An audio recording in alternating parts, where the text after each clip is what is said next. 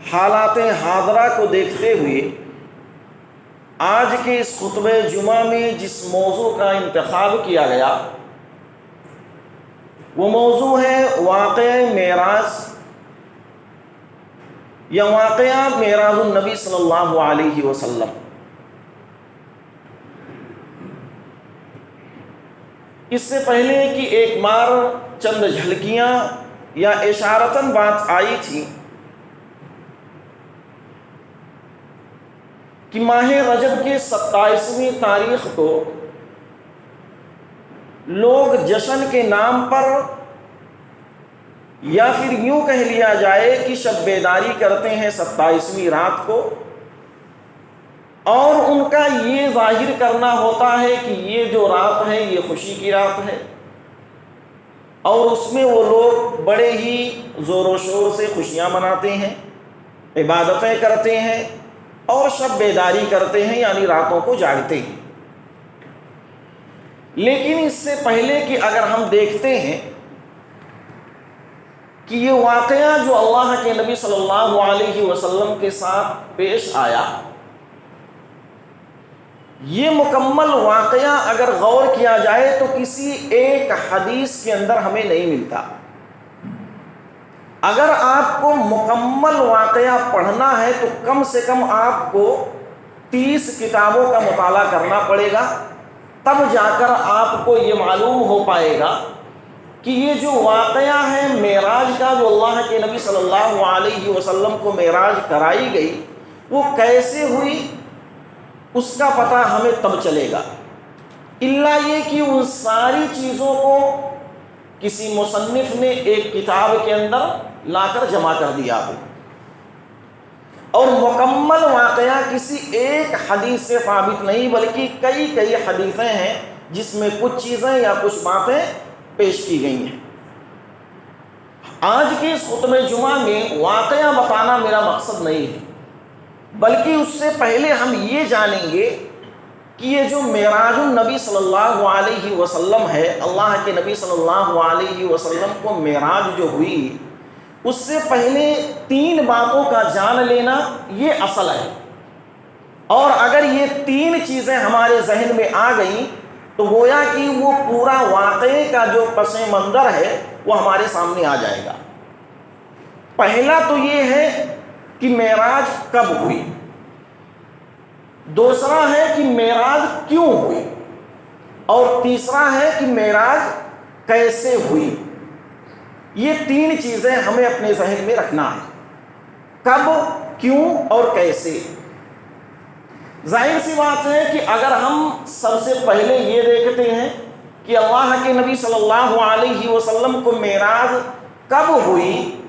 تو اس کے بارے میں مورخین کے درمیان، مفسرین کے درمیان بڑے اختلاف پائے گئے۔ کسی نے یہ کہا کہ یہ جو واقعہ پیش آیا وہ اللہ کے نبی صلی اللہ علیہ وسلم کو جس سال نبوت ملی اسی سال یہ واقعہ بھی پیش ہوا۔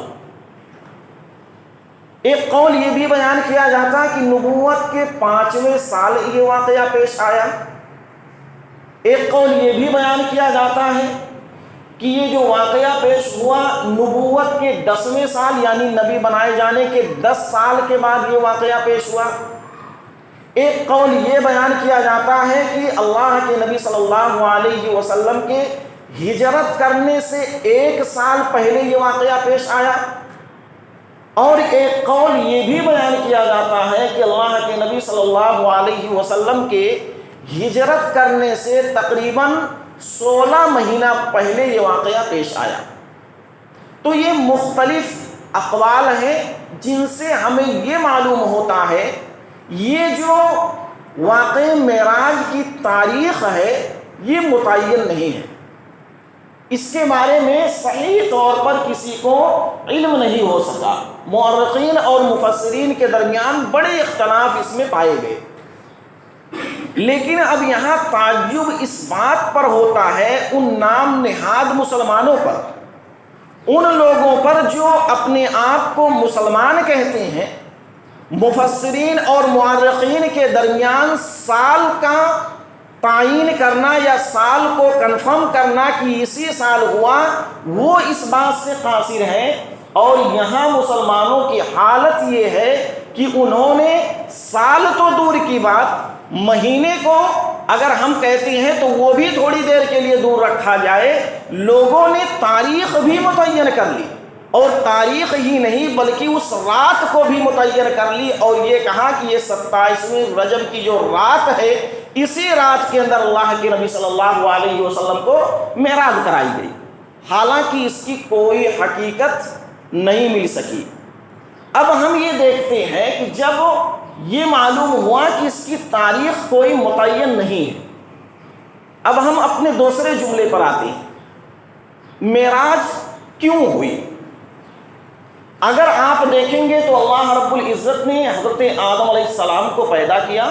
اور پیدا کرنے کے بعد آپ کو جنت کے اندر داخل کر دیا۔ آدم علیہ السلام کے بعد جو سب سے پہلے رسول ہوئے حضرت نوح علیہ السلام، ان کے بعد سے لے کر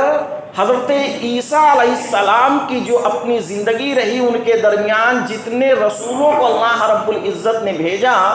ان تمام لوگوں میں سے کسی نے بھی جنت کو نہیں دیکھا۔ ان کی دعوت تو یہ رہی کہ تم اچھے کام کرو، اللہ رب العزت کی عبادت کرو، تمہیں جنت ملے گی،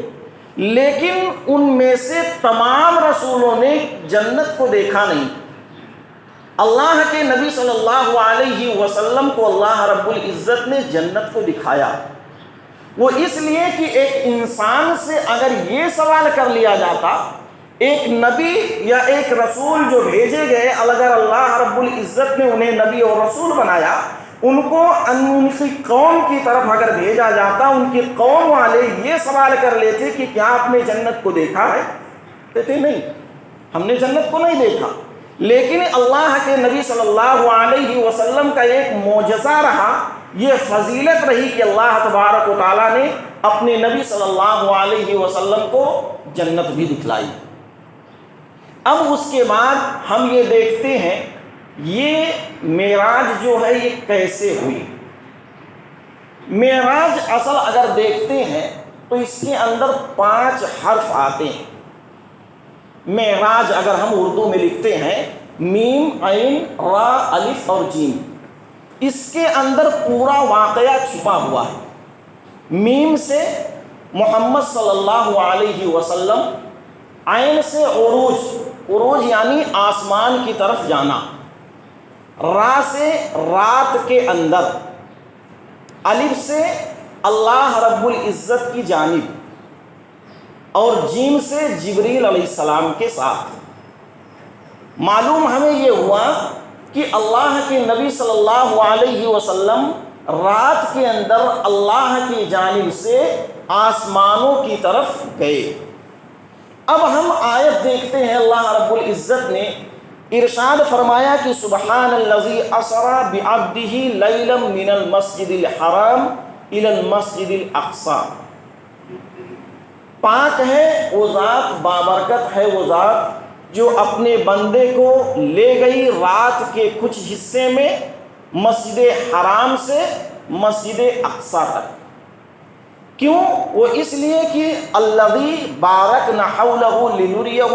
جس کے آس پاس کی جگہوں کو اللہ رب العزت نے بابرکت بنایا، من آیاتنا، تاکہ وہ دکھائے اپنی قدرت کی نشانیوں کو، انہ هو السمیع البصیر، اور اللہ رب العزت کی ذات جو ہے وہ بہت ہی خوب جاننے والی اور بہتر دیکھنے والی ہے۔ اس آیت کے اندر اگر ہم سب سے پہلا جملہ جو دیکھتے ہیں، اللہ نے لفظ سبحانہ سے شروع کیا، اور اللہ نے کہا کہ سبحان الذی، پاک ہے وہ ذات۔ عربی میں اگر دیکھیں گے تو سبحانہ جو ہوتا ہے یہ حیرت اور تعجب کے وقت بولا جاتا ہے، اور یہ تعجب ہی کی بات ہے کہ کوئی شخص، کوئی بشر یہ کہے کہ ہم نے راتوں رات مسجد اقصی سے، مسجد حرام سے مسجد اقصی کا سفر کیا، اور مسجد اقصی سے میں آسمانوں تک گیا، اور رات ہی کے اندر ہم نے جنت و جہنم کو دیکھا، وہاں پر سیر کیا اور دوسرے لوگوں سے ملاقات ہوئی، تو یہ گویا کہ ایک تعجب والی ہی تو بات ہے. سبحان الذی اسرا، اللہ رب العزت نے جو اسرا کا لفظ استعمال کیا، اسرا کہتے ہیں راتوں رات چلنا. لیلم، لیلہ یہ نکرہ استعمال کیا گیا، پورے رات یہ واقعہ نہیں چلا، بلکہ رات کے کچھ حصوں میں بھی اللہ رب العزت نے یہ پوری چیزیں کر دکھائی. من المسجد الحرام الی المسجد الاقصی، مسجد حرام سے مسجد اقصی تک. اب اسی طرح سے اگر یہ ہم غور کر لیتے ہیں، عبد جو ہے، عبد کہتے ہیں بندے کو. یاد رکھیے آج کے اس خطبے میں جذباتی چیزیں نہیں ہیں، بس سمجھنے کے لیے کچھ چیزیں آپ کے سامنے آئیں گی. عبد کہتے ہیں بندہ، اور عربی میں جہاں بھی اللہ رب العزت نے لفظ عبد استعمال کیا ہے وہاں پر جسم اور روح دونوں بولا جاتا ہے. یہ نہیں کہا جا سکتا کہ یہاں پر صرف جسم مراد ہے یا یہاں پر صرف روح مراد ہے. بعض اعتراض کرنے والے یہ اعتراض کرتے ہیں کہ اللہ کے نبی صلی اللہ علیہ وسلم کو معراج تو ہوئی، لیکن وہ جسمانی طور پر نہیں بلکہ روحی طور پر ہوئی. یعنی اللہ کے نبی صلی اللہ علیہ وسلم کو روح کا معراج کرایا گیا، جبکہ اللہ رب العزت خود کہتا ہے کہ سبحان الذی اسری بعبدہ، ہم نے اپنے بندے کو جو معراج کرائی تو گویا کہ اس کے جسم اور روح کے ساتھ ساتھ معراج کرائی. اور اسی طرح سے اگر ہم دیکھتے ہیں جو کافروں کا اعتراض تھا، اعتراض جو ان لوگوں نے کیا اسی بات پر کیا تھا. آج ہم مسلمان ہوتے ہوئے ہمیں اس بات کی طرف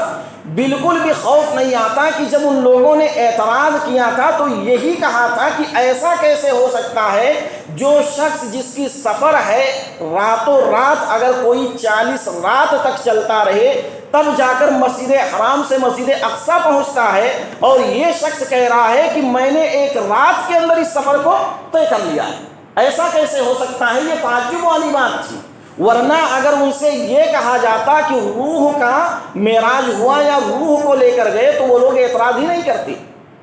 ظاہر سی بات ہے اعتراض کرنا ہی نہیں بنتا ان کا، لیکن یہ باتیں ان کے ذہن میں تو آ گئیں، آج ہماری ذہن میں یہ بات نہیں آ رہی ہے. تو اللہ رب العزت نے جسم اور روح دونوں کے ساتھ اللہ کے نبی صلی اللہ علیہ وسلم کو معراج کرائی. اب یہاں پر اگر دیکھتے ہیں تو پہلا جو واقعہ پیش آتا ہے شق صدر کا، اللہ کے نبی صلی اللہ علیہ وسلم کے سینے کو چیرا جانا. اللہ کے نبی صلی اللہ علیہ وسلم خود بیان کرتے ہیں کہ میں اپنے گھر کے اندر، اور ایک روایت کے اندر ہے کہ میں ام ہانی کے گھر پر لیٹا ہوا تھا. ہوتا ہے واقعہ یوں ہے کہ گھر کے چھت کو کھولا جاتا ہے اور حضرت جبریل علیہ السلام میرے پاس آتے ہیں اور مجھے وہاں سے اٹھا کر خانہ کعبہ میں حتیم کے پاس لے جاتے ہیں، اور وہاں لے جانے کے بعد میرے سینے کو چیرتے ہیں اور میرے دل کو نکال کر سونے کے تشت یعنی پلیٹ میں رکھتے ہیں، اور پھر زمزم کے پانی سے اسے دھلتے ہیں،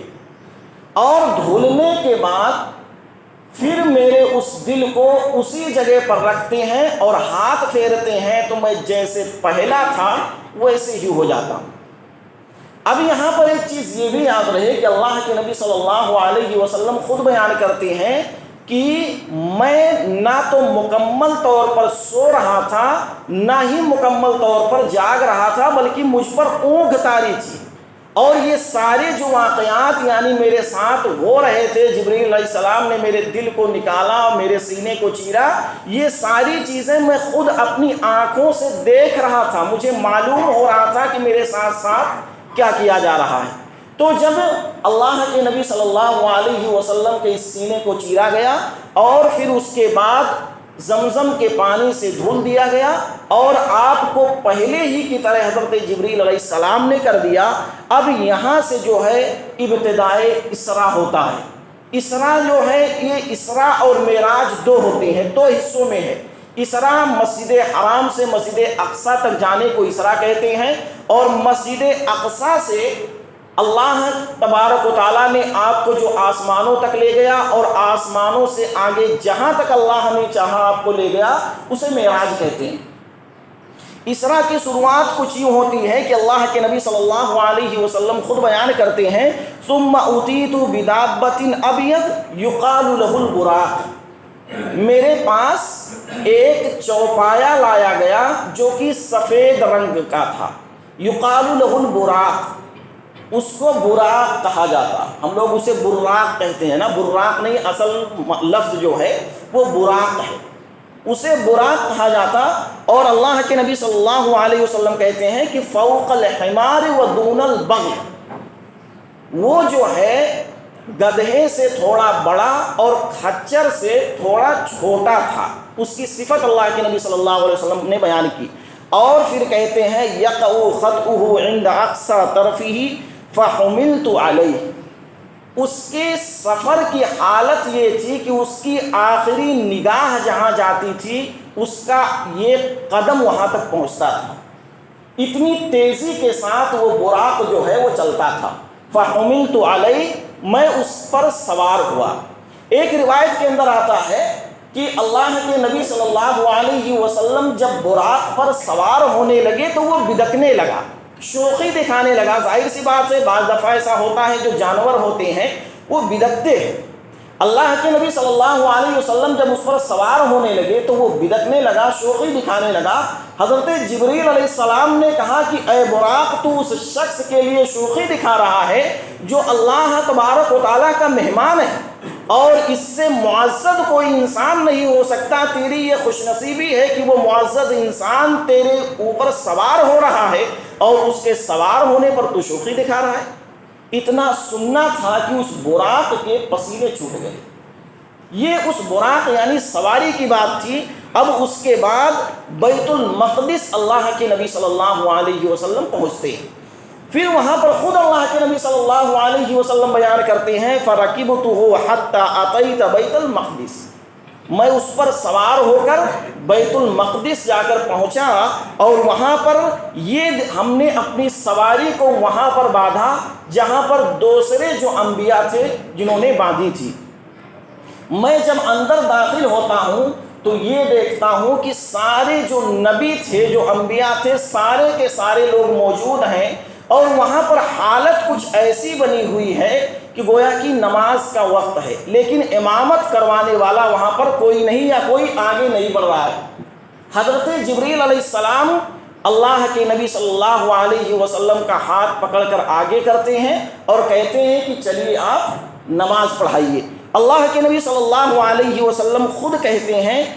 ثم دخلت المسجد، پھر میں مسجد کے اندر جو داخل ہوا، فصلیت فیہ رکعتین، میں نے تمام لوگوں کو 2 رکعت نماز پڑھائی۔ یہ مسجد اقصی یعنی بیت المقدس کے اندر یہ چیزیں اللہ کے نبی صلی اللہ علیہ وسلم کے ساتھ پیش ہوئیں۔ پھر اس کے بعد مہمان نوازی ہوئی۔ ظاہر سی بات ہے یہ مہمان نوازی کرنے والے حضرت جبریل علیہ السلام تھے۔ اللہ کے نبی صلی اللہ علیہ وسلم کہتے ہیں ثم خرجت فجاءنی جبریل علیہ السلام بإناء من خمر وإناء من لبن، حضرت جبریل علیہ السلام میرے پاس آئے اور 2 پیالہ لایا، ایک کے اندر شراب تھا اور دوسرے کے اندر لبن یعنی دودھ تھا۔ فاخترت اللبن، تو ہم نے دودھ کے پیالے کو اپنایا یعنی اسے اختیار کیا۔ فقال جبریل علیہ السلام نے کہا اخترت الفطرہ، آپ نے فطرت کو اپنایا ہے، یعنی آپ کے سامنے دونوں چیزیں جو پیش کی گئیں، ایک تو یہ کہ آپ کے پاس شراب بھی لایا گیا اور آپ کے پاس دودھ کا بھی پیالہ لایا گیا، دونوں میں سے آپ نے دودھ کا پیالہ اس لیے اختیار کیا کہ آپ اپنی فطرت پر ہیں۔ اب اسی طرح سے یہاں سے اگر دیکھتے ہیں معراج کا سفر شروع ہوتا ہے، یہ مسجد اقصی سے آگے جب اللہ کے نبی صلی اللہ علیہ وسلم جاتے ہیں تو اسے معراج کہتے ہیں۔ اللہ کے نبی صلی اللہ علیہ وسلم خود بیان کرتے ہیں ثم انطلقنا حتى اتينا السماء الدنيا پھر ہم دونوں چلے، یعنی اللہ کے نبی صلی اللہ علیہ وسلم اور حضرت جبریل علیہ السلام دونوں چلے یہاں تک کہ آسمائے دنیا پر پہنچے، پہلے آسمان پر پہنچے ہیں۔ اور ایک دوسری روایت کے اندر ہے کہ حضرت جبریل علیہ السلام نے میرے ہاتھ کو پکڑا اور جس کے ذریعے سے میں پہلے آسمان پر پہنچا۔ یہاں سے ساتوں آسمان کا تذکرہ جو ہوتا ہے، اللہ کے نبی صلی اللہ علیہ وسلم پہلے جب آسمان پر پہنچتے ہیں حضرت جبریل علیہ السلام دستک دیتے ہیں۔ دستک دینے کے بعد اندر سے آواز آتی ہے، کون؟ حضرت جبریل علیہ السلام کہتے ہیں کہ میں جبریل۔ پھر یہ کہتے ہیں، اندر سے آواز آتی ہے کہ آپ کے ساتھ کون ہے؟ کہتے ہیں یہ محمد صلی اللہ علیہ وسلم ہے۔ پھر سوال کیا جاتا ہے کہ کیا ان کو بلایا گیا ہے؟ کہتے ہیں کہ ہاں انہیں بلایا گیا ہے۔ اب اس کے بعد جب اللہ کے نبی صلی اللہ علیہ وسلم اندر داخل ہوتے ہیں تو آپ کا استقبال کیا جاتا ہے، اور وہاں پر سب سے پہلے آپ کی ملاقات جو ہوتی ہے حضرت آدم علیہ السلام سے ہوتی ہے۔ حضرت جبریل علیہ السلام اللہ کے نبی صلی اللہ علیہ وسلم کو کہتے ہیں کہ آپ انہیں سلام کریے۔ اللہ کے نبی جب سلام کرتے ہیں حضرت آدم علیہ السلام جواب دیتے ہیں، اور جواب دینے کے بعد آپ کے لیے دعائیں کرتے ہیں، آپ کا استقبال کرتے ہیں۔ اور جب اللہ کے نبی صلی اللہ علیہ وسلم یہ دیکھتے ہیں کہ حضرت آدم علیہ السلام کے دائیں اور بائیں جانب کچھ سایہ ہے، کچھ روحیں ہیں جن کو آدم علیہ السلام دائیں طرف اگر دیکھتے ہیں تو خوش ہوتے ہیں، اور بائیں طرف جب دیکھتے ہیں تو غمگین ہو جاتے ہیں۔ اللہ کے نبی صلی اللہ علیہ وسلم نے جب وجہ پوچھی تو یہ بتایا گیا کہ یہ میرے اولادوں کی روحیں ہیں۔ آدم علیہ السلام کہتے ہیں یہ میرے اولادوں کی روحیں ہیں جو کہ میرے دائیں جانب ہیں، وہ لوگ جنتی ہیں۔ جب میں انہیں دیکھتا ہوں تو خوش ہو جاتا ہوں کہ میری اولاد جنت کے اندر داخل ہوگی، اور میرے بائیں جانب جو لوگ ہیں جن کی روحیں ہیں ان کو میں دیکھتا ہوں تو غمگین ہو جاتا ہوں، وہ اس لیے کہ یہ لوگ جہنم کے اندر داخل ہوں گے، جس کی بنا پر حضرت آدم علیہ السلام خوش اور غمگین ہوتے تھے۔ اسی طرح سے دوسرے جب آسمان پر پہنچتے ہیں تو اللہ کے نبی صلی اللہ علیہ وسلم کا اسی طرح سے سوال و جواب ہوتا ہے، کون ہے آپ کے ساتھ، کون ہے، استقبال ہوتا ہے، اندر داخل ہوتے ہیں، اور وہاں پر آپ کی ملاقات جو ہے وہ حضرت یحییٰ اور حضرت عیسیٰ علیہ السلام سے ملاقات ہوتی ہے، اور وہ لوگ بھی آپ کے حق میں دعائیں کرتے ہیں۔ زیادہ وہاں سے باتیں نہیں ہوتی، پھر آگے بڑھتے ہیں۔ تیسرے اگر آسمان پر دیکھتے ہیں آپ کی ملاقات حضرت یوسف علیہ السلام سے ہوتی ہے۔ حضرت یوسف علیہ السلام بھی آپ کا استقبال کرتے ہیں، اور آپ کے بارے میں اللہ کے نبی صلی اللہ علیہ وسلم خود بیان کرتے ہیں اور کہتے ہیں وَإِذَا هُوَ قَدْ أُوتِيَ شَطْرَ الْحُسْنِ۔ یہ یوسف علیہ السلام ایسے ہیں کہ جنہیں خوبصورتی کا آدھا حصہ دے دیا گیا۔ غور کریے، خوبصورتی کے اگر 2 حصے کیے گئے، اس میں سے آدھا حصہ ہم دنیا والوں کو، پوری دنیا کے اندر جتنے انسان بستے ہیں سب کو دیا گیا، اور آدھے کے اندر حضرت یوسف علیہ السلام اکیلے ہیں۔ آج اس دنیا کی اگر خوبصورتی پر تھوڑی سی بات کر لی جائے تو ہمیں یہ معلوم ہوتا ہے کہ اللہ نے جس کو تھوڑا سا حسن دے دیا، تھوڑی سی خوبصورتی دے دی، اللہ نے تھوڑا سا اس کے چمڑے کو گورا بنا دیا تو اس کے اندر اتنی نزاکت آ جاتی ہے، اس کے اندر اتنا غرور، اتنا تکبر آ جاتا ہے، وہ دوسرے انسان سے اپنے آپ کو بہتر سمجھنا شروع کر دیتا ہے۔ وہ دوسروں سے اپنے آپ کو یہ سمجھتا ہے کہ اللہ نے تو مجھے حسن دیا ہے، تمہاری اوقات کیا کہ تم میرا مقابلہ کر سکو یا میرے پاس آ سکو۔ لیکن یہاں پر اگر غور کر لیا جائے، حضرت یوسف علیہ السلام دنیا کی اس خوبصورتی میں آدھے میں ساری دنیا بس رہی ہے، اور آدھے میں اکیلے یوسف علیہ السلام ہے، ان کی خوبصورتی کا عالم کیا ہوگا؟ کبھی سوچا ہے؟ تو یہ اللہ کے نبی صلی اللہ علیہ وسلم کہتے ہیں کہ آدھی خوبصورتی جو تھی وہ حضرت یوسف علیہ السلام کو ملتی ہے۔ اسی طرح سے آگے جب 4تھے آسمان پر پہنچتے ہیں، آپ کی ملاقات جو ہے حضرت ادریس علیہ السلام سے ہوتی ہے، اور 5ویں آسمان پر حضرت ہارون علیہ السلام سے ہوتی ہے۔ معاملہ پورا وہی ہے کہ آپ کا استقبال کیا جاتا، دعائیں کی جاتی ہیں، میں مختصر بیان کرتے ہوئے چل رہا ہوں۔ آگے پھر آپ جب چھٹے آسمان پر پہنچتے ہیں تو آپ کی ملاقات جو ہے حضرت موسیٰ علیہ السلام سے ہوتی ہے، اور جب آپ کی ملاقات حضرت موسیٰ علیہ السلام سے ہوتی ہے اور ملاقات کے بعد جب آگے بڑھنے لگتے ہیں تو موسیٰ علیہ السلام رونے لگتے ہیں۔ جب رونے کی وجہ پوچھی گئی کہ آپ کیوں رو رہے ہیں تو انہوں نے فرمایا کہ یا ربی ھذا الغلام الذی بعثہ من بعدی یدخل من امتہ الجنہ،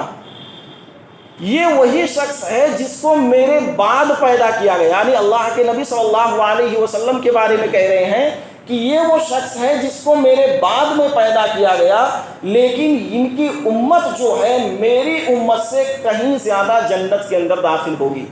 جس کی بنا پر حضرت موسیٰ علیہ السلام کو رونا آیا، جس سے ہمیں یہ معلوم ہوتا ہے کہ ہم باقاعدہ اللہ کے نبی صلی اللہ علیہ وسلم کی جو امت ہوئی ہے یہ ہماری فضیلت اور ہمارا ایک عظیم مقام ہے، الا یہ کہ ہم اپنے آپ کو نبی صلی اللہ علیہ وسلم کا امتی صرف بس نام کا نہ کہیں بلکہ کام کے ساتھ یہ دکھائیں کہ ہم کس نبی کے ماننے والے ہیں یا کون سے نبی کے ہم امتی ہیں۔ ساتویں آسمان پر جب اللہ کے نبی صلی اللہ علیہ وسلم پہنچتے ہیں تو وہاں پر آپ کی ملاقات جو ہے حضرت ابراہیم علیہ السلام سے ہوتی ہے۔ حضرت ابراہیم علیہ السلام جو ہے وہ ایک گھر کے پاس ٹیک لگائے ہوئے جسے بیت المعمور کہا جاتا ہے، ٹیک لگائے ہوئے بیٹھے تھے۔ آپ کا جب استقبال کیا اور آپ کے حق میں دعائیں کی تو اب یہ دیکھ لیجئے بیت المعمور ہے کیا، ہم اور آپ سنتے ہیں، یہ اگر حدیث میں دیکھتے ہیں تو اللہ کے نبی صلی اللہ علیہ وسلم نے جو باتیں ارشاد فرمائی اور یوں بیت المعمور کی جو تعریف اگر ہم دیکھتے ہیں تو بیان کیا جاتا کہ ھذا البیت المعمور یصلی فیہ کل یوم 70,000 ملک، یہ وہ گھر ہے بیت المعمور جو آسمان میں ہے جس کے اندر روزانہ 70,000 فرشتے جو ہیں عبادت کرتے ہیں، اور جب وہ ایک بار عبادت کر کے نکل جاتے ہیں تو پھر دوبارہ انہیں موقع نہیں ملتا عبادت کرنے کا۔ حضرت علی رضی اللہ تعالیٰ عنہ بیت المعمور کے بارے میں بیان کرتے ہیں کہ یہ ایک ایسا ہی گھر ہے ساتویں آسمان پر جس گھر کی مثال اگر یوں لے لی جائے، اس دنیا کے اندر جتنی حرمت خانہ کعبہ کی ہے اسی طرح سے ساتویں آسمان پر جو گھر ہے بیت معمور جو جسے کہتے ہیں اس کی بھی حرمت یہی ہے اور اس کی مقام اور اس کی فضیلت بھی یہی ہے۔ تو یہ رہی بیت معمور۔ اسی طرح سے سدرۃ المنتہا پر جب اللہ کے نبی صلی اللہ علیہ وسلم جب پہنچتے ہیں تو وہاں پر آپ یہ دیکھتے ہیں کہ اس کے اندر کچھ ایسی چیزیں ہیں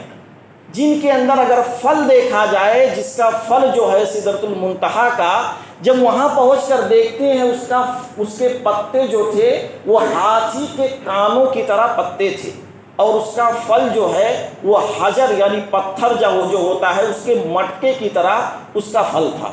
یہ سدرۃ المنتہا کی بات ہے۔ اس سے آگے جب آپ پہنچتے ہیں جنت کی سیر ہوتی ہے۔ جنت کے اندر اللہ کے نبی صلی اللہ علیہ وسلم جب داخل ہوتے ہیں کہتے ہیں ثم ادخلت الجنت فاذا فيها جان مغلول واذا ترابها المسك، میں جب جنت کے اندر داخل ہوا تو اس کے دونوں جانب یعنی عمدہ موتیوں کے قبے بنے ہوئے تھے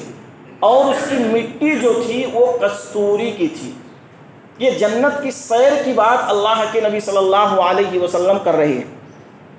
ایک اور دوسری حدیث میں اگر دیکھیں گے تو اللہ کے نبی صلی اللہ علیہ وسلم جنت کے اندر سیر کرتے ہوئے ایک نہر کے پاس سے گزرے، اور جب اللہ کے نبی نے حضرت جبریل علیہ السلام سے پوچھا کہ یہ کیا ہے تو حضرت جبریل علیہ السلام نے کہا کہ یہ وہ نہر کوثر ہے جو اللہ رب العزت نے آپ کو عطا کیا ہے۔ اللہ کے نبی صلی اللہ علیہ وسلم کہتے ہیں کہ میں نے جب اس کے اندر ہاتھ ڈالا تو اس کی مٹی جو تھی وہ کستوری کی تھی۔ اس کے بعد اگر دیکھتے ہیں اللہ کے نبی صلی اللہ علیہ وسلم ایک ایسی جگہ پہنچتے ہیں جہاں پر قلم کے چلنے کی آواز آتی ہے، اور جب قلم چل رہی تھی اللہ کے نبی صلی اللہ علیہ وسلم کہتے ہیں ثم عرض بی حتی ظہرت لمستوى اسمع فیہ صریف الاقلام، پھر میں ایسی جگہ پر پیش کیا گیا جہاں پر ہم نے قلموں کے چلنے کی آواز سنی، جو فرشتے اللہ رب العزت کے احکام کو لکھ رہے تھے، اور اسی طرح سے فرشتے جو ہے اللہ رب العزت کے فیصلے کو لکھ رہے تھے۔ یہ تو بس چند جھلکیاں رہیں، اس کے آگے اگر ہم دیکھتے ہیں تو ایک چیز اور ہمارے سامنے آتی ہے کہ اللہ رب العزت کو دیکھنا۔ اللہ کے نبی صلی اللہ علیہ وسلم نے اللہ رب العزت کو دیکھا یا نہیں دیکھا، تو حضرت عائشہ رضی اللہ تعالیٰ عنہا کی وہ روایت موجود ہے کہ اگر کوئی شخص یہ کہتا ہے کہ اللہ کے نبی صلی اللہ علیہ وسلم نے اللہ رب العزت کو اپنی نگاہوں سے دیکھا ہے، تو گویا کہ وہ اللہ تبارک و تعالیٰ پر بہتان باندھ رہا ہے، اللہ رب العزت پر بہتان باندھ رہا ہے۔ اس طرح سے اور دوسرے واقعات ہمیں پیش آتے ہیں۔ اللہ کے نبی صلی اللہ علیہ وسلم جنت و جہنم کو دیکھتے ہیں، اس کے اندر بہت سارے گنہگاروں سے ملاقات ہوتی ہے، ان کے ان گناہوں کی بنا پر انہیں سزائیں دی جاتی ہیں۔ الغرض کہ یہ بہت لمبا واقعہ ہے، خلاصہ ہم یہ جان لیتے ہیں یہ جو معراج اللہ کے نبی صلی اللہ علیہ وسلم کے ساتھ ہوئی، ہمیں کچھ سبق دیتی ہے، اور اگر ہم نے اس سبق کو اپنایا ہے تو یقیناً ہم کامیاب انسان ہیں، اور اگر ہم نے ان اسباق کو بھلا دیا، ہم نے آپ کی ان تعلیمات کو بھلا دیا، یا یوں کہہ لیا جائے ہم نے آپ کے اس واقعات کو پڑھا، صرف پڑھنے تک ہی محدود رکھا، تو پھر ہماری زندگی میں وہی ہوگا کہ صرف سال کے اندر ایک رات میں آ کر ہم جشن منا لیں گے، راتوں کو شب بیداری کر لیں گے، راتوں کو رات کر ایک رات عبادت کر لیں گے، اور ہم یہ سمجھ لیں گے تو ہم ہی سب سے بڑے پکے مسلمان ہیں، ہم ہی سب سے بڑے پکے اور سچے مسلمان ہیں، آج ہم سے آگے کوئی نہیں ہے۔ حقیقت یہی ہے کہ یہ جو معراج ہوئی وہ اللہ کے نبی صلی اللہ علیہ وسلم کے ساتھ بالکل ہوئی، لیکن اگر آج جن چیزوں کو ہم مسلمانوں نے ایجاد کیا ہے، وہ ایجاد کردہ کیا صحابہ کرام کے دور میں تھی؟ کیا ہم یہ دیکھتے ہیں کہ صحابہ کرام نے بھی ایسا کچھ کیا ہے؟ صحابہ کرام نے بھی جشن منایا ہے؟ اگر ہمیں نہیں ملتا تو ہم کیوں اس طرف جا رہے ہیں؟ کیوں ہم ایسی چیزوں کو اپنی زندگی کے اندر لا رہے ہیں جس سے ہمیں کوئی فائدہ نہیں ہو رہا ہے، بلکہ اسے ہم نبی کے نام پر یا پھر جشن کے نام پر، یا پھر یوں کہہ لیا جائے کہ نبی صلی اللہ علیہ وسلم کی معراج کے نام پر ہم ایسے خرافات کر ڈالتے ہیں۔ مسجدوں کو سجا ڈالنا، مسجدوں اپنے گھروں کو، گلیوں کے اندر شور مچا ڈالنا، یہ کہاں کی روایت ہے؟ کہاں کے طریقے ہیں؟ ایک مسلمان کا یہ طریقہ ہرگز نہیں ہو سکتا۔ اسے فرض نمازوں کی نہیں پڑھی ہے، 5 وقت کی نمازیں پڑھنی ہے، اس کی جان نکل جاتی ہے، اسے وقت نہیں ملتا، ایک رات کے اندر وہ عبادت کر کے یہ سمجھ لیتا ہے کہ ہم ہی سب سے بڑے امتی ہیں، ہم ہی سب سے بڑے نبی صلی اللہ علیہ وسلم کے ماننے والے ہیں۔ کیا ایک مسلمان کا طریقہ ہو سکتا ہے؟ ایک مسلمان کا طریقہ نہیں ہو سکتا۔ یہ تو بس وہی ہے کہ جس طرح سے غیر مسلموں کے اندر کوئی رسم آتا ہے، ان کی کوئی عید آتی ہے، اسی دن وہ مل کر خوشیاں منا لیتے ہیں، اور یہ سمجھ لیتے ہیں کہ آج جو چیز ہم کرنا چاہتے تھے اس کا حق ہم نے ادا کر دیا۔ حقیقت اگر دیکھی جائے تو واقعی معراج سے ہم نے جو سبق سیکھا ہے، وہ سبق ہم نے اپنی طرف سے جو لیا ہے وہ ہے نہیں۔ الغرض کی باتیں تھیں، لیکن اگر حقیقت دیکھی جائے تو بس اس پر یہی کہا جا سکتا ہے، معراج کے واقعے کو حدیثوں اور قرآن کی آیات کی روشنی میں اگر ہم دیکھیں تو ہمیں یہ خرافات ہرگز نہیں ملیں گے۔ بس اسی پر اپنی بات کی اکتفا کرتے ہوئے دعا کرتے ہیں کہ اللہ رب العزت آج کے اس خطبہ جمعہ میں جتنی بھی باتیں ہم نے سنی ہیں، ان تمام تر باتوں پر عمل کرنے کی توفیق عطا فرما۔ اللہ رب العزت ہم سے جو کچھ غلطیاں کوتاہیاں ہوئیں ان غلطیوں کو معاف فرما۔ اللہ رب العزت اس سے پہلے جانے انجانے میں اگر ہم رسم و رواج میں پڑے رہے تو اللہ رب العزت تیرے اس گھر کے اندر بیٹھ کر ہم توبہ اور استغفار کرتے ہیں کہ اللہ تو ہماری ان غلطیوں کو معاف فرما۔ اللہ رب العزت ہم نے لاعلمی میں اگر کوئی بھی غلطی کی ہے، اللہ تو ارحم الراحمین ہے، اللہ تو غفور الرحیم ہے، اللہ تو ہماری غلطیوں کو معاف فرما۔ اللہ رب العزت ہمارے وہ مسلمان بھائی جو پریشان ہیں ان کی پریشانیوں کو دور فرما۔ اللہ رب العزت جو جہاں بھی جس حال میں زندگی گزار رہے ہیں، اللہ رب العزت انہیں خوشیاں نصیب عطا فرما۔ اللہ رب العزت ہمارے وہ احباب جن کا انتقال ہو چکا، اللہ ان کے قبر کو نور سے بھر دے۔ اللہ رب العزت ان کے قبر کو نور سے بھر دے۔ اللہ رب العزت ہمارے وہ احباب جو پریشان ہیں، بیمار ہیں، اللہ رب العزت انہیں شفائے کاملہ عاجلہ عطا فرما۔ اللہ رب العزت ہم تمام لوگوں کو بالخصوص ہمارے نوجوانوں کو 5 وقتہ نمازی بنا دے۔ اللہ رب العزت ہمارے نوجوانوں کے دلوں کو مسجد و مدارس سے جوڑ دے۔ اللہ رب العزت ہم تمام لوگوں کی سماعت کی توفیق دے کہ اللہ رب العزت ہم فرض نمازیں ادا کر سکیں، اور یہ ہماری بدنصیبی نہ رہے کہ ہم طاقت ہوتے ہوئے بھی مسجد و مدارس سے دور رہیں۔ یقیناً یہ ہماری بدنصیبی ہے۔ اللہ رب العزت تو ہمارے دلوں کو مسجدوں سے جوڑ دے۔ اللہ رب العزت ہمیں 5 وقتہ نمازی بنا۔ اللہ رب العزت جب تک اس دنیا میں زندہ رکھ، ایمان اور اسلام پر زندہ رکھ، اور ہمارا خاتمہ ہو تو خاتمہ بالخیر ہو۔ آمین۔ وآخر دعوانا الحمدللہ رب العالمین۔